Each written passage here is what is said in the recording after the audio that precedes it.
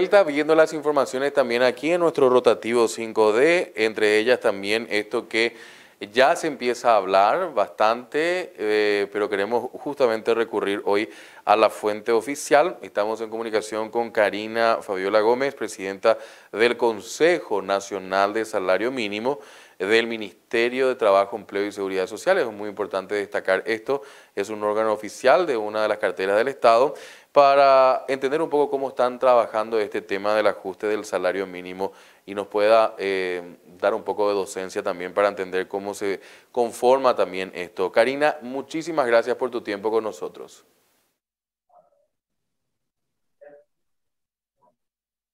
Muy buen día, Juan Pablo. Un saludo a toda la audiencia. Y realmente estoy para confirmarte que el 13 de junio el Consejo Nacional de Salarios Mínimos se va a reunir. Ese consejo integra al Estado, integra a los representantes de los trabajadores y también los representantes de los gremios empresariales. Y bueno, ya expectantes del informe oficial del Banco Central del Paraguay, que nos va a remitir el porcentaje que se va a tener en cuenta para reajustar el salario mínimo. Cuando hablamos de esta fecha, entendemos que también tienen un tiempo límite, Karina, ¿no? El mes de junio, pues el nuevo salario mínimo tiene que entrar en vigor a partir del 1 de julio. Entonces, es por eso que adelantamos la reunión a los efectos de remitir el resultado de la reunión al presidente de la República, don Mario Abdo, quien a través de un decreto va a determinar cuánto en dinero queda fijado el salario mínimo legal.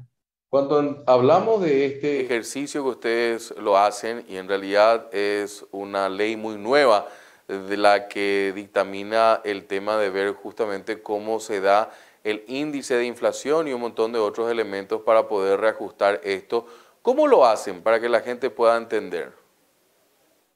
Bueno, anteriormente, cuando la Constitución del 92 y el Código del Trabajo de 1993 implementó que el Consejo de Salarios Mínimos debía tener en cuenta para el reajuste el costo de vida, la variación del 10% del costo de vida. Pero a partir del año 2016 eso fue modificado y ya se tiene en cuenta, lo tienen, que es el de tener en cuenta la variación interanual de los índices de precio del consumidor. ¿Quién es el encargado de, diríamos, computar, analizar económicamente ese y tomar, por supuesto, como base ese índice? El órgano técnico es el Banco Central del Paraguay, quien nos provee de la información económica para que a nivel político-social el Consejo Nacional de Salarios Mínimos pueda determinar si es pasible o no, o viable, el aumento del salario mínimo y, por supuesto, elevar esa propuesta al presidente de la República. ¿Quiénes conforman este órgano en el cual te toca dirigir? Estamos 3 miembros, pero esos 3 miembros tienen mucha representatividad. En mi carácter de directora del trabajo, yo presido el consejo. El representante de los trabajadores es elegido por todas las centrales obreras o los gremios sindicales que la componen, y el representante de los empleadores es elegido por todas las organizaciones empresariales como la FEPRINCO, la Unión Industrial Paraguaya, la Asociación Rural del Paraguay, la Cámara de Comercio. Ellos tienen el voto y la voz para hablar por parte de sus sectores. En este caso puntual de la reunión de este año, ¿quiénes son tus contrapartes?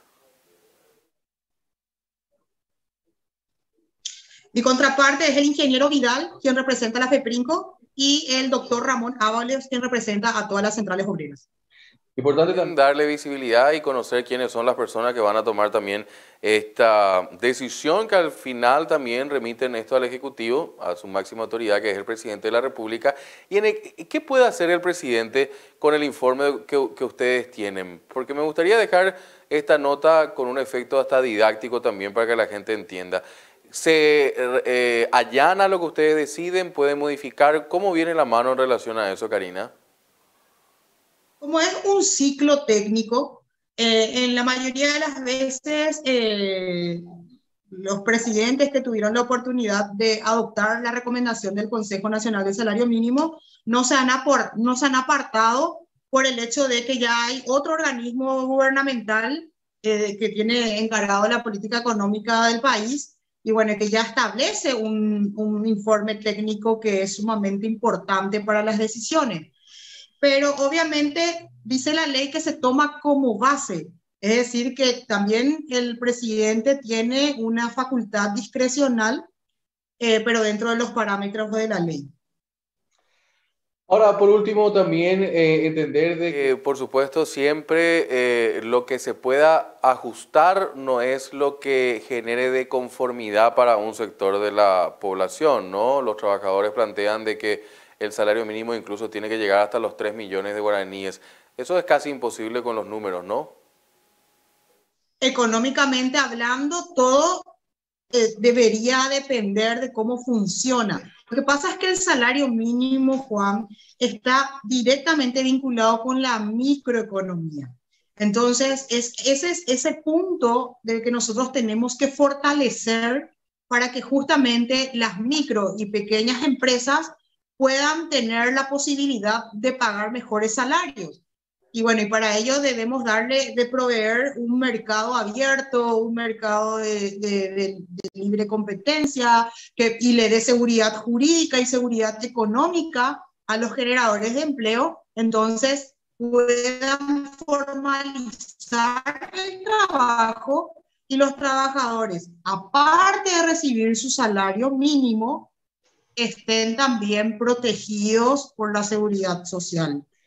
Y entiéndase que el salario Mínimo es el piso que se pone como referencia legal para que posteriormente una persona que se dedica a un trabajo y tenga la suerte, porque también eso es importante destacar, tenga la suerte de ganar un salario mínimo, pueda eso ir mejorando de allí para arriba sobre el punto.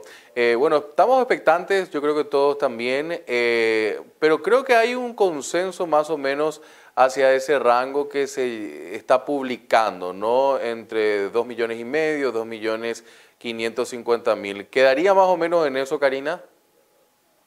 Hasta ahora sí, Juan Pablo, obviamente hay que esperar el informe oficial, pero las proyecciones dan que ese sería el nuevo reajuste. Hay que recordarle también a toda la audiencia de que el Consejo Nacional de Salario Mínimo trabajó todo el año pasado y este año, ya a nivel de análisis, a nivel de debate, a nivel de propuestas, y bueno, de que todos los miembros estamos en conocimiento de que esta es la proyección, obviamente estamos todos, y bueno, y ahora lo que hay que buscar es proteger el empleo, impulsar el incentivo a los empresarios que dan la oportunidad de vacancias laborales y también fomentar la productividad del trabajador. Para eso el Estado tenemos órganos que pueden capacitar y formar al trabajador y bueno, y eso le permite también tener mejores experiencias y conocimientos que le permitan a lo mejor negociar un mejor salario. En comparación al último Salto, este va a ser un salto cuantitativo grande, Karina, ¿no? Un reajuste de esta naturaleza fue en el año 2014.